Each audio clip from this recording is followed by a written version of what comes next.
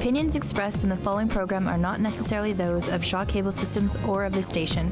Through our access policy, we provide the opportunity for community groups and individuals to express their points of view.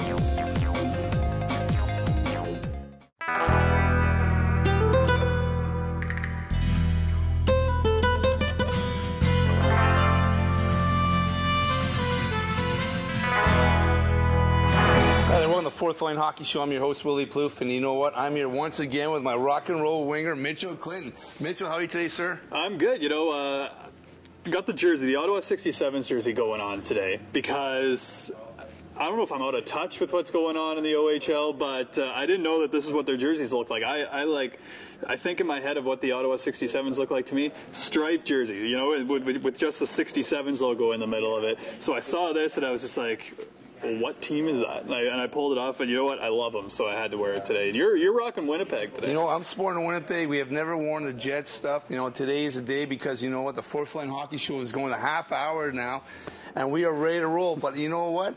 We got a great show today. We're talking about, you know, we got the lockout going on with the NHL, but we have some, you know, great hockey in Winnipeg and Manitoba, and we got a great guest today. Kim Davis here from the Manitoba Junior Hockey League. What a great day to have Kim on and talk about what's going on in the Peg and Manitoba about the Hockey League. No kidding. And you know what? As much as it was tough for the league to lose the Winnipeg Saints, they went down to Verdun, and that team has just been completely embraced. I've seen a number of images from their home opener, and then you know what? They were even in Dauphin for the Kings home opener, and their crowd travels well because, you know, we were at the showcase weekend as well. I was hanging out there, and Verdun beat Winnipeg. Like the undefeated Winnipeg Blues at the time, Verdun beats them 6-5, and you know what? Like, it was crazy the amount of fan support that they had that night. It was unbelievable. So you know what? As much as, you know, we loved having the Saints here in Winnipeg, the Blues are holding up and representing the city well at this point. But you know, it's just an exciting time for the league. Well, I got to tell you, Mitch. You know, I know you're from Dauphin area. I'm not going to cheer for the Dauphin Kings. I'm going to go for the Blues because we're in the area, and you know what? That's the way it rolls. Let's bring in Kim today and talk about what's going on in the MJ. Give us some advice and talk about. Kim, welcome to the Fourth Line Hockey Show. Nice to be here, guys. Thank you. Kim, we want to talk to you a little bit. Can you give a little bit of history of the MJ? Like, we know what it is. You can tell everybody out there. Well, the league's been in existence for years. I don't even know how many, but certainly in its current form, you know, in the early to mid 60s.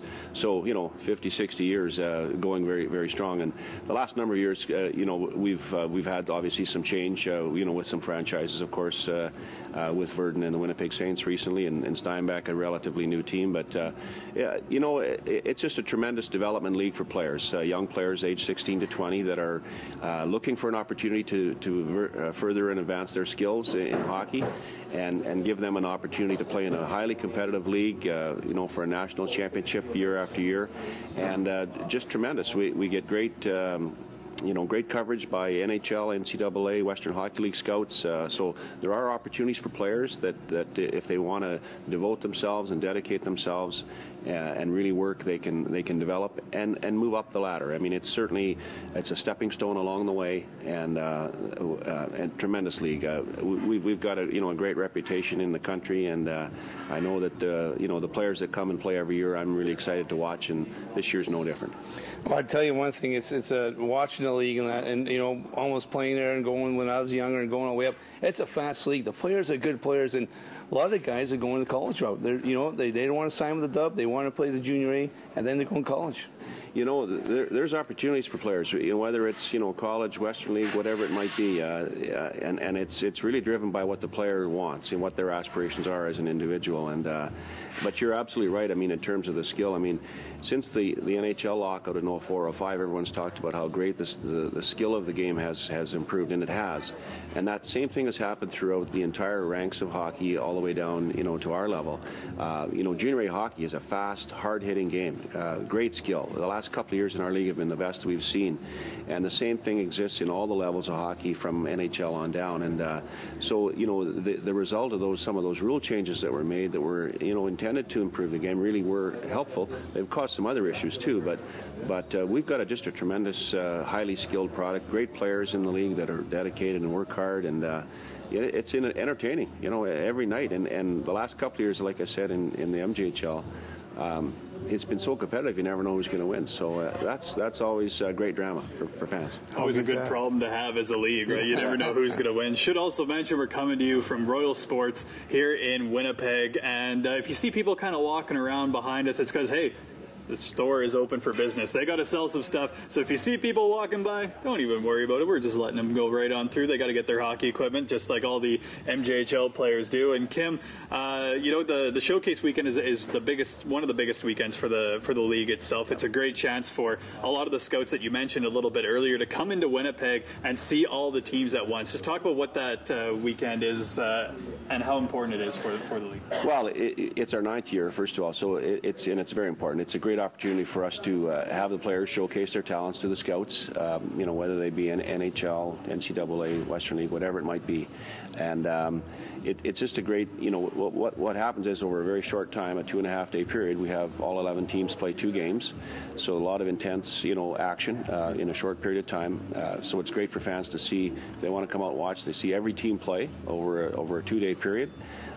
It's good for the players and the teams too, because then everyone gets a chance to see all the other teams play too. So that's something that's very uncommon in you know, a typical season. So it's a real good focus for that. And then the other thing too that's important for us is it really gives us an opportunity in the biggest market in Winnipeg, in the province, to really showcase our league and the quality of play and players that we have and the coaching and what have you. So it's just a great opportunity for us to really continue to portray that message of you know, elite hockey and development opportunities for players.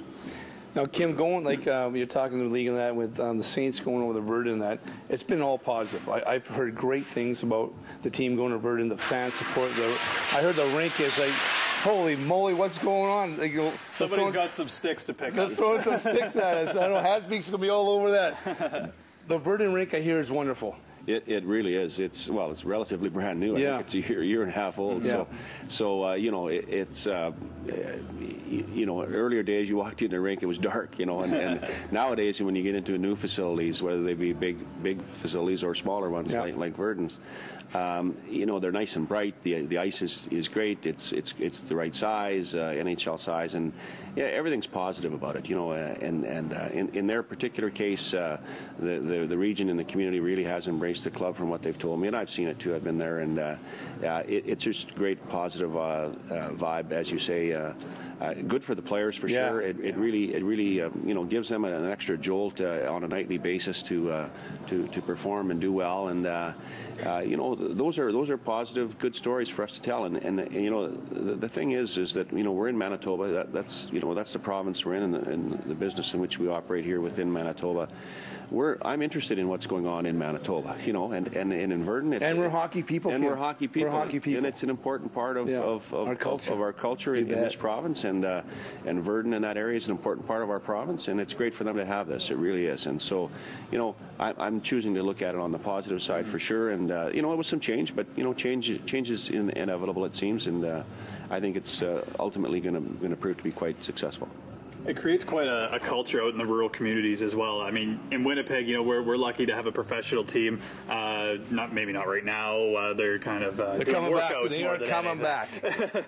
But out in rural communities, you think of places like my hometown of Dauphin. I know that, you know, the Kings they're the ultimate. You know, they're the team that everybody, you know they got the calendar circled. They got a home game on Friday. You go, you fill Credit Union Place out there, and you watch the Dauphin Kings. It's quite something out in the rural communities, how they really rally around the team and create almost that professional-like atmosphere. Yeah, you're absolutely right. And you know, for a lot of people, you know, like Willie said, we are hockey people. Some of us, some were players, some were just fans their entire life, but they still consider themselves hockey people. So it's a good way for them to get involved in the game.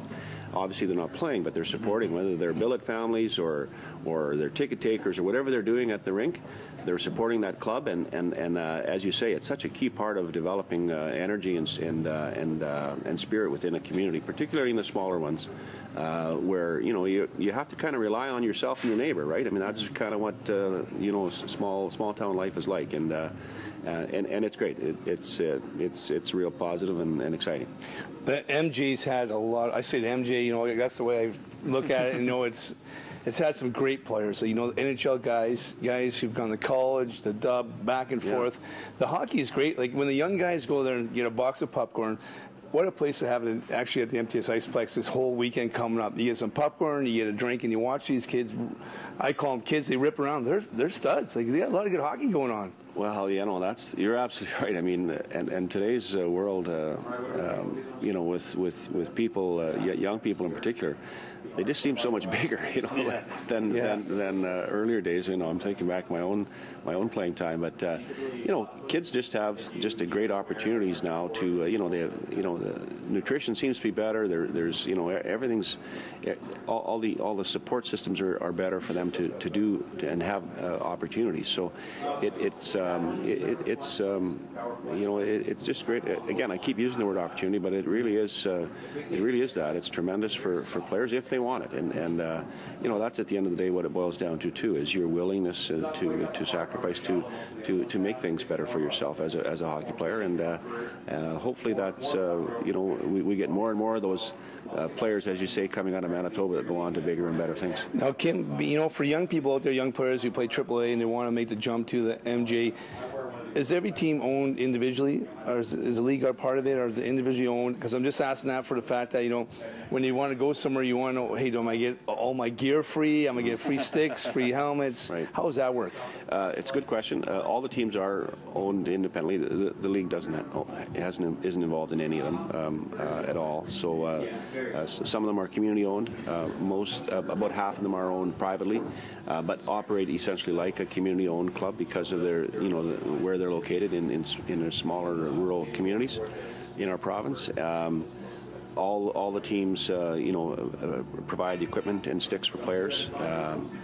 Obviously, all the hotel and meal accommodations whenever they're traveling and those sorts of things, and virtually, cover almost all the things that the player would need in order to play.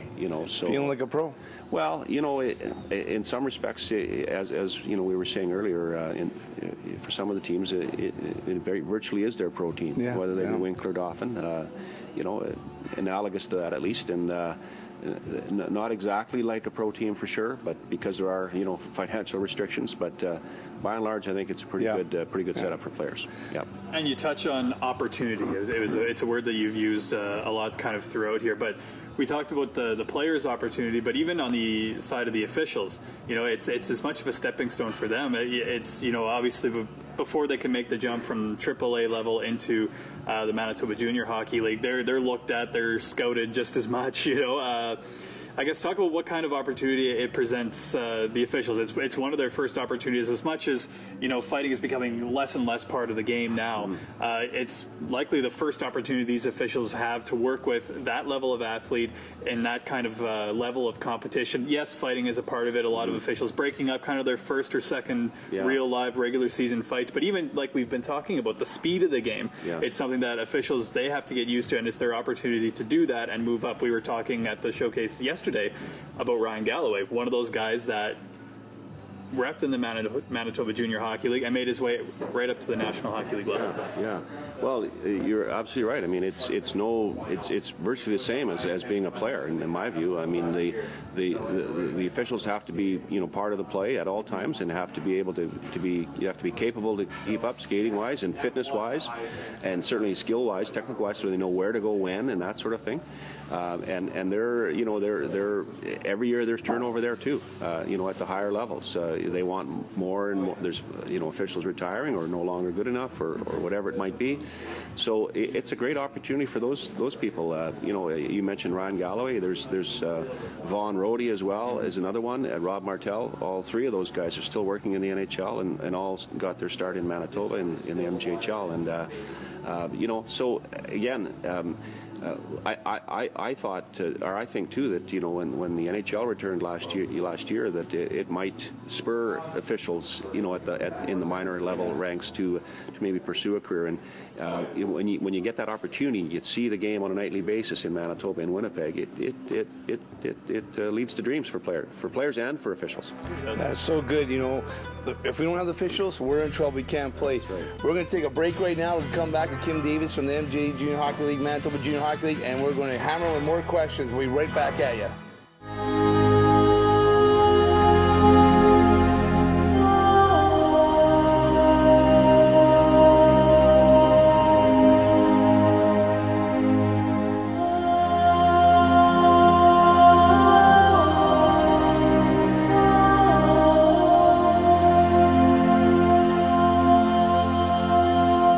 United voice of sport in Winnipeg. Welcome back to Fourth Line Hockey Show. I'm your host, Willy Plouff, and once again, I got the winger. He's back from the commercial break. Mitchell Clinton, rocking and rolling. And we got Kim Davis here from MJ. We've got a great show today. We talked all about what's happening in the league and what teams are going on. The move from the Saints to Verdun. But before we go on, guys, I have to talk about my winger's hair. We never hammered his hair. Look at that style and the down do he has. Gotta say, Sean gives that commercial, Mitchell, where you're getting your hair all done. I love it. Like, what's going on? Give us a little bit about your hair. Yeah, actually, I was one of those kids back in high school. I was rocking the mushroom for the longest time, and then finally, I got to the university level, and I was like, I got to do something. This is not doing anything for me. So yeah, this is kind of what we settled on, and I get harped on the product, but when I'm outside and it's windy and my hair's staying exactly where it has to be, I'm laughing. So I love it. Well, I'm gonna tell you something. I don't think Kim and I have that issue, and you know what? I don't. Yeah, and I'm following Kim's steps, so I'm okay. Not much gel. Just the way it is. We're rolling. You guys are far more aerodynamic. It's awesome. Kim, we talked a little bit about the teams that this time right now we got to talk a little bit about the lockout, what's happening with the NHL and that, and how it's affecting the MJ. Can we get your thoughts on the lockout, Kim? Well, I guess first of all, just in terms of, it's early, so I don't really know what the impact will have from a business point of view. Our attendance is up this year, early in the year, primarily because of the success of Verdun so far. But there's several teams, though, that are up in attendance, considerably over last year. So we'll have to see how that sort of shakes out over the balance of the next little while, and whether the NHL lockout extends to a longer period or not. So, obviously we're happy, to have a great product that can entice fans to come and watch, and we would hope that they would come anyway. If they're missing some NHL hockey and want some great hockey, obviously we've got several venues across the province where they can go. So, and in particularly in Winnipeg, where we'd love it if they'd get out to the Iceplex on a nightly basis and watch the Winnipeg Blues. So, and on the other side, just in terms of the lockout, I for the life of me, I don't understand what this is all about, honestly. I'm actually, I'm a season ticket holder personally as well, and I'm quite disenchanted with, with the owners of the league, the team owners, and the players too. I don't really see, these groups, the owners as a group and the players as a group and their representatives. They're sophisticated organizations nowadays. They're not like, mom and pop operations, and I don't know why sophisticated organizations that are supposed to be professionals can't solve a problem. I really don't. It just boggles my mind. So we'll have to see how that shakes out. And what's interesting is the fact that when the NHL came back to Winnipeg last year, you and I were talking just about the impact that it was going to have on the MJHL, and it looked positive.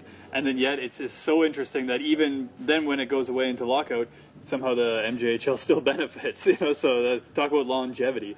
Yeah, well, it's one of those things. We've been, around for a while, and we're consistent in how we do things. There's changes from year to year, little bits here and there, but by and large, we're always there, and it really shows I think the depth of the commitment of the teams and the owners that we have in our league, to continue to put out a good solid product every year. It's and it's a tough issue, that lockout. It is. It's yeah.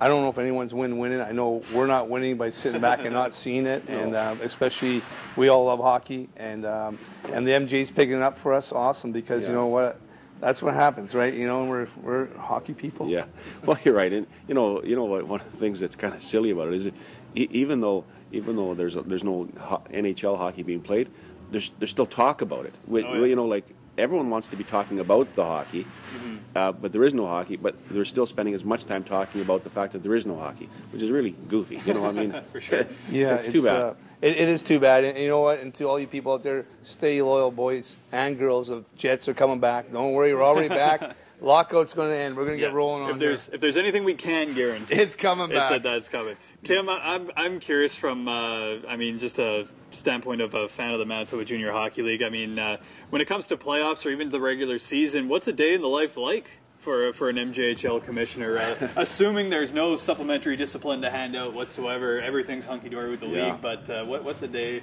in the life like? You don't get the Batman sign up, do you? No Batman sign. It's pretty inconspicuous. You know, it's pretty basically it's a regular business office. I mean, you know, there's phone calls from coaches. You know, governors at times, just, you know, looking for clarifications on various, you know, regulations, rules, those sorts of things. Sometimes there might be a call from Hockey Manitoba or from one of the other leagues in the country, that sort of thing. You know, there are a few behind the scenes administrative things that get communicated to the teams on a daily basis. You know, that have to be updated. So things of that nature.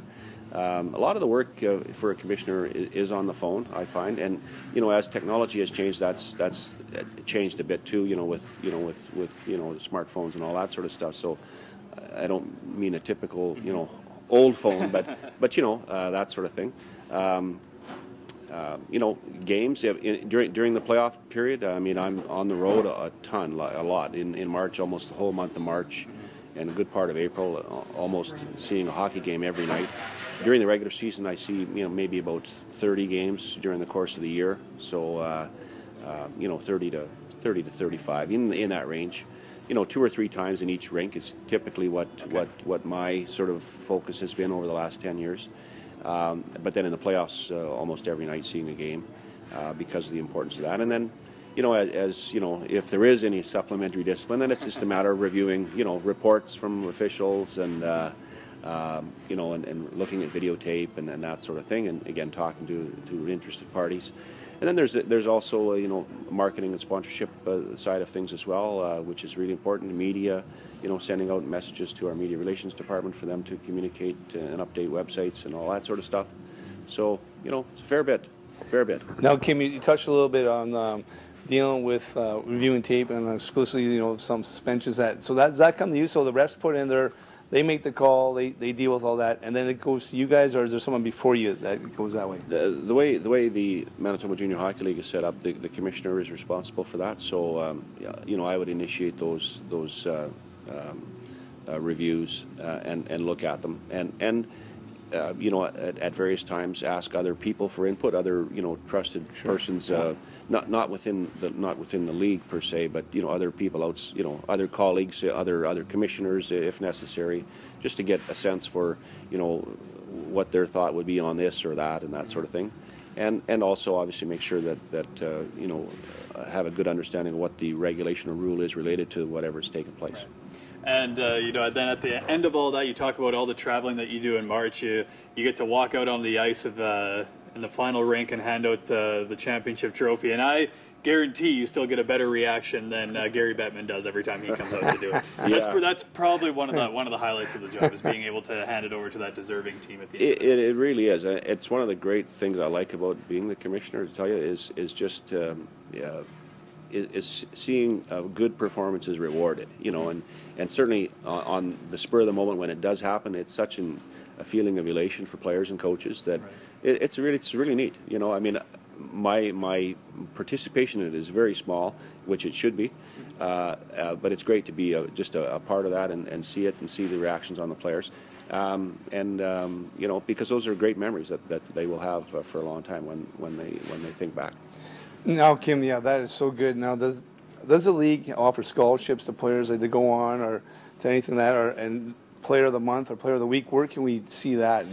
The league has a scholarship foundation. Actually, it's a foundation that's administered by the Winnipeg Foundation, where we offer 3 scholarships per year. We're hoping to continue to grow that. It has grown over the years, but we offer about $2,500 every year to players in the form of 3 scholarships, and so that's one thing that they're quite happy with and proud of. We want to continue to try to build upon that.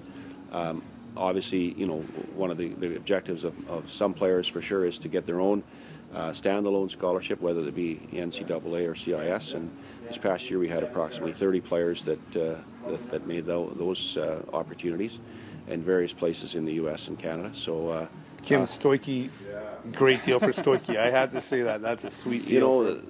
Paul Stojkovic I was very excited to read that news about him getting that scholarship, and I know that he's going to do a great job down there. He's a tremendous family and hardworking and very dedicated, and so it's great to see that reward. That's so good to have the league, the MJ support players and push that all the way through and help everybody out that way. For sure, and of course throughout the year they've got Players of the Month, Players of the Week, and that's all up on the MJHL's website, which is right underneath me, ManitobaJuniorHockeyLeague.com. It's got everything to do with the league. You got schedule, stats, everything. So Kim, you and Willie were talking just a little bit off camera during the commercial break there, just about what kind of stories do you have from all your travels? Well, for travels, one story that I don't know why that I remember. I think I know why I remember it. It's because it's funny. Yeah. I was at a game one night in the league. I won't say where, and middle of the game, just having a great watch, and everyone's excited into the game, and the PA announcer came on, and it was a cold day. I think it was January, December. It was cold, and the PA announcer came on, and he identified a person that was in the crowd apparently, and he said, "You better go out to your truck. There's a bunch of dogs out there, and they're into the meat that's in the back of the back of the truck." So. Of course, everybody in the building laughed, and it was very like Manitoba. Exactly. How true is that? Only in the pagan Manitoba would you hear something like that happening in Manitoba. Now, coming up is there anything happening with the league around Christmas time and for fans and that, or just regular schedule? Just regular schedule. Yeah. In fact, the history of the league has been, to take a good break during that time, so there's probably a good 10-day period where there are no games, and just depending on where the holiday days fall too, it could be longer than that, but usually in that range. And I think this year it's at least 10 days where there's no games. And we've talked about kind of the exposure some of the players get, whether it's through Showcase Weekend, but also for champions, like last year's champions in Portage and then Dauphin in 2010.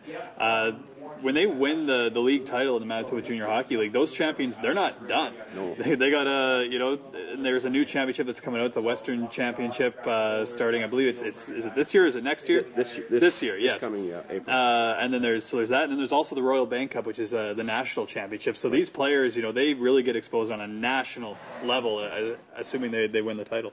Absolutely, yeah. It's as I said, a very competitive league, and some of the teams in our league have had, the last 4 or 5 years, good opportunities to participate in the Royal Bank Cup, the national championship, and it's those opportunities are so rare that when you get them, there's to be cherished for sure. So we're hoping one of these days that someone in Manitoba here is going to bring home that national championship. That'd be great. It really would. What, Kim, going that way, what was the closest? Was the Steelers the closest in a while back? Like when Cassidy coached, didn't they have? They went to the World Cup and they came pretty close, didn't they? I think. Well, they were in the final tournament, but Portage was in last year. Yeah, that's right. The year before, Dauphin was in. In fact, I think Portage and Dauphin have been the last 2 teams involved, and then Selkirk prior to that. So good run. There's been some good chances, good opportunities. So they just need to put together a good run and make it happen. Vernon beating my Dauphin Kings. Kim, we want to thank you, Kim Davis from the Manitoba Junior Hockey League, coming out, the commissioner. Thank you for your time, sir. It's been great having you on the show. Fourth Line Hockey Show is a little bit sad here. I'm choked up. I'm messing my words. My winger is leaving me. He is going on to bigger and better things. I got traded. You know what? And we did get more than a bag of pucks from him. So yes, okay. There you go, right? So Fourth Line Hockey Show is going to be looking for a winger. You can be male, female, old, young, whatever. Come on. Well, not whatever. We have to be careful there.